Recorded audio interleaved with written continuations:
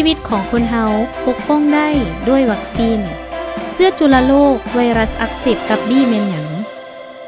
เชื้อจุลโรคไวรัสอักเสบตับบี้เป็นเชื้อพยาธิที่ทำลายตับและเป็นสาเหตุให้คนเฮาเป็นพยาธิตับห้ายแหงและมะเร็งตับ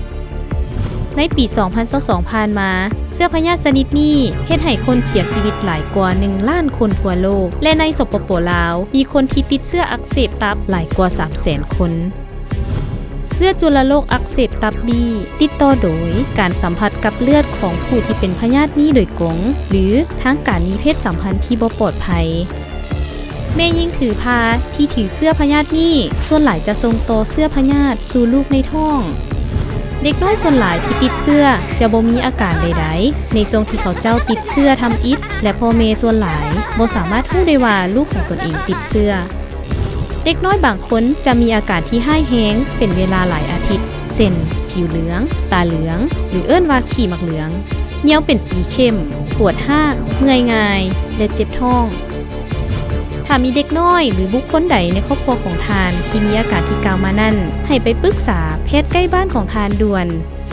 ไวรัสอักเสบตับบี้แม้นอันตรายหลายสำหรับเด็กน้อยอายุต่ำกว่า5 ปีเด็กเกือบทุกคนที่ติดเชื้อชนิดนี้จะเจ็บป่วยในระยะต่อมาและผันขยายเป็นพยาธิซ้ำเหื่อเขาเจ้ามีความเสี่ยงสูงในการเสียชีวิตจากพยาธิอักเสบตับและมะเร็งตับเวลาที่เขาเจ้าอยู่ในวัยกลางคนข่าวดีเขามีวัคซีนกันพยาธิที่ปลอดภัยและมีประสิทธิภาพสูงในการป้องกันเด็กน้อยจากการติดเชื้อพยาธิอักเสบตับบี้ตั้งแต่แรกเกิด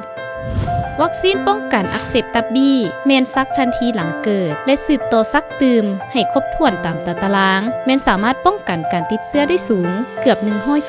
100%ทานต้องรับประกันว่าลูกของทานได้รับวัคซีนกันอักเสบตับบี้ทันทีหลังเกิดหรือบ่ให้กาย24 ชั่วโมงหลังเกิดเพื่อการป้องกันที่ครบถ้วนลูกของทานต้องสืบต่อซักวัคซีนกันอักเสบตับบี้ตอนเขาเจ้าอายุได้6 10 และ 14 อาทิตย์